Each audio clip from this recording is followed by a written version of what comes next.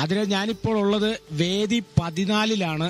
ഇപ്പോൾ ഇവിടെ മത്സരങ്ങളൊക്കെ ആരംഭിക്കാൻ പോകുന്നതേ ഉള്ളൂ. കുറച്ച് താമസം എടുത്തിട്ടുണ്ട്. മത്സരാർത്ഥികളൊക്കെ തയ്യാറെടുത്തുകൊണ്ടിരിക്കുകയാണ് അവരുടെ മത്സരത്തിനായിട്ട്. ഇപ്പോഴും ഞാൻ മത്സരം എന്താണെന്ന് പറഞ്ഞിട്ടില്ല. നമ്മൾ വേദി 14 ഭാരത് ഭവനിലാണ്. മത്സരം എന്താണെന്ന് ചോദിച്ചു കഴിഞ്ഞാൽ യക്ഷഗാനമാണ് മത്സരം.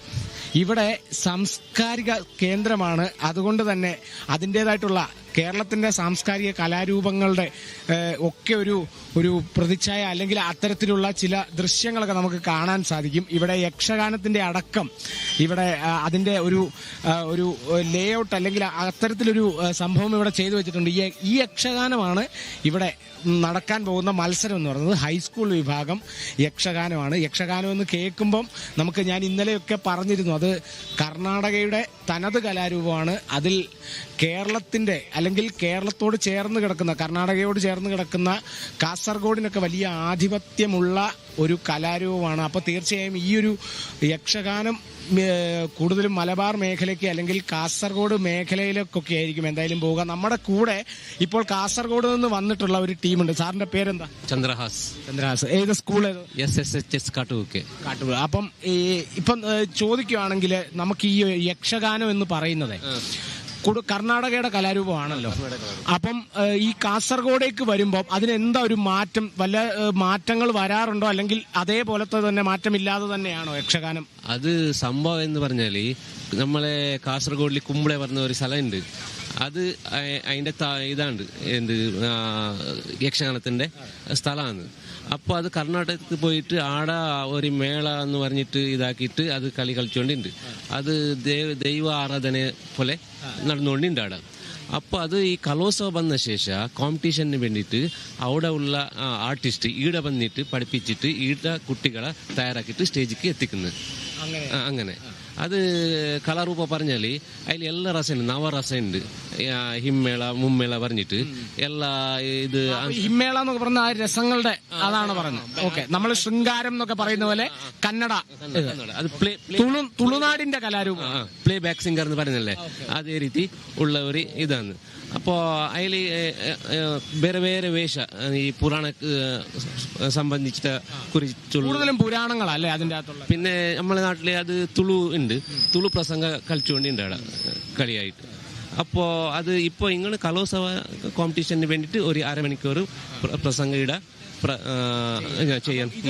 ടോട്ടൽ ഒരു അരമണിക്കൂറാണ്. 30 മിനിറ്റ്സ് കോമ്പറ്റീഷൻ. അല്ലാതെ നമ്മൾ പൊതുവെയൊക്കെ പുറത്തൊക്കെ അവതരിപ്പിക്കുമ്പോൾ ഇപ്പൊ ഒരു മത്സരം അല്ലാതെ സാധാരണ ഇത് എത്ര നേരമാണ് ഇതിന്റെ? അത് മുമ്പെല്ലാം ഉണ്ടല്ലേ, ഒരു 9:30 രാത്രി തുടങ്ങിയിട്ട് രാവിലെ 6 മണിക്കൂർ പ്ലേ രാവിലെ ആക്കുന്നത്.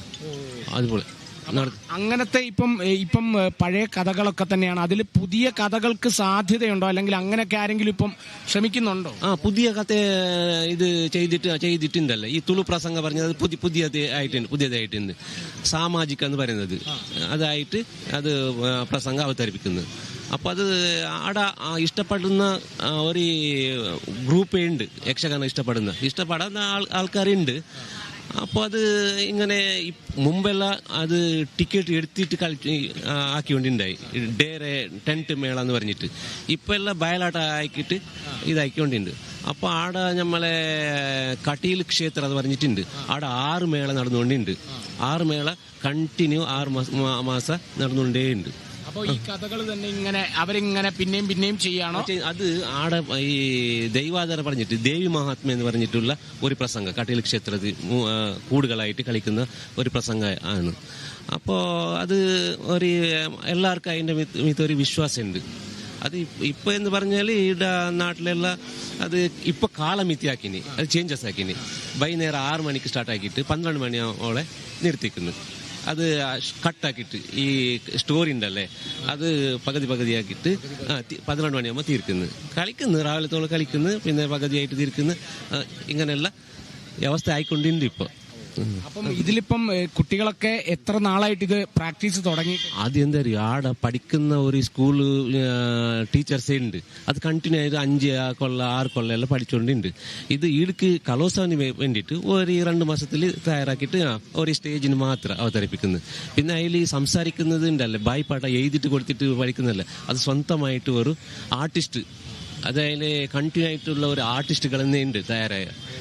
അങ്ങനെ അതെല്ലാം സംസാരിക്കുന്ന പറഞ്ഞാല് അത് ഇന്ന് സംസാരിച്ച വാക്ക് നാളെ ഉണ്ടാവില്ല, അത് വേറെ തന്നെ ആ സെന്റൻസ് അല്ല.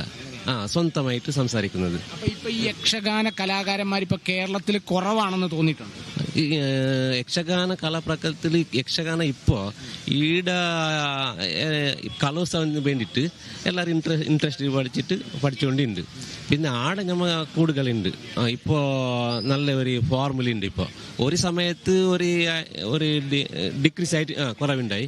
ഇപ്പോ നല്ലതായിട്ട് കൂടുതൽ പ്രചാരത്തിൽ ഇപ്പൊ വന്നുണ്ട്. നല്ല യൂട്യൂബും സോഷ്യൽ മീഡിയ ഈ പഠിക്കുന്ന കുട്ടികൾ കുറെ ഇൻട്രസ്റ്റ് ചെയ്തിട്ട് പഠിച്ചുകൊണ്ടുണ്ട്.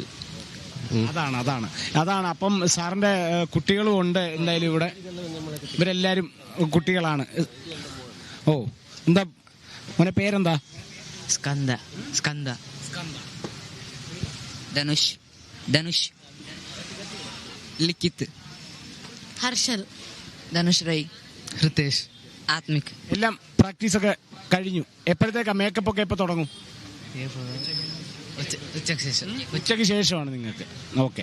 അപ്പം ആ കലാരൂപം അല്ലെങ്കിൽ ആ ഒരു യക്ഷഗാനത്തിന്റെ ഒരു പ്രാധാന്യം അല്ലെങ്കിൽ അതിന്റെ ഒരു ചരിത്രമൊക്കെയാണ് നമ്മളോട് സാറ് പറഞ്ഞിരിക്കുന്നത്. എന്തായാലും ഇവിടെ ഇപ്പോൾ കാണികൾ ഇത്തിരി കുറവാണ്. പക്ഷേ അല്പസമയത്തിനുള്ളിൽ തന്നെ മത്സരമൊക്കെ തുടങ്ങുമ്പോഴേക്കും കൂടുതൽ കാണികളൊക്കെ എന്തായാലും എത്തും എന്ന് തന്നെയാണ് പ്രതീക്ഷിക്കുന്നത്. പുതിയൊരു കലാരൂപം. കാരണം തിരുവനന്തപുരത്തെ സംബന്ധിച്ചിടത്തോളം അല്ലെങ്കിൽ തിരുവനന്തപുരത്ത് ഉള്ള ആളുകളെ സംബന്ധിച്ചിടത്തോളം യക്ഷഗാനം ഒരു പുതുമ നിറഞ്ഞൊരു കലാരൂപമായിരിക്കും. കാരണം കാസർഗോഡ് നിന്ന് അങ്ങോട്ട്, അതായത് തുളുനാടെന്ന് നമ്മൾ വിളിക്കുന്ന ആ ഒരു ഭാഗമുണ്ട്, കന്നഡ മേഖല, ഉത്തര കന്നഡ മേഖല എന്നൊക്കെ നമുക്ക് പറയാൻ സാധിക്കുന്ന ഒരു റീജിയൺ അല്ലെങ്കിൽ ആ ഒരു പ്രദേശത്താണ് ഇത് കൂടുതലും പ്രചാരത്തിലുള്ളത്. ആ യക്ഷഗാനത്തിൽ നിന്ന് പരിണമിച്ച് പിന്നീട് ഒരുപാട് കലാരൂപങ്ങൾ നമുക്ക് ഇങ്ങോട്ടും കേരളത്തിലോട്ടും വന്നിട്ടുണ്ട്. അല്ലെങ്കിൽ കർണാടകയിലുള്ള പല കലാരൂപങ്ങളും പറയുമ്പോൾ അവിടെ റിയാസ് KMR ഉണ്ട് വിശേഷങ്ങളുമായിട്ട്. റിയാസ്, അവിടെ പരിപാടി ആരംഭിച്ചോ? പുതിയ അതിഥികളൊക്കെ ഉണ്ട്?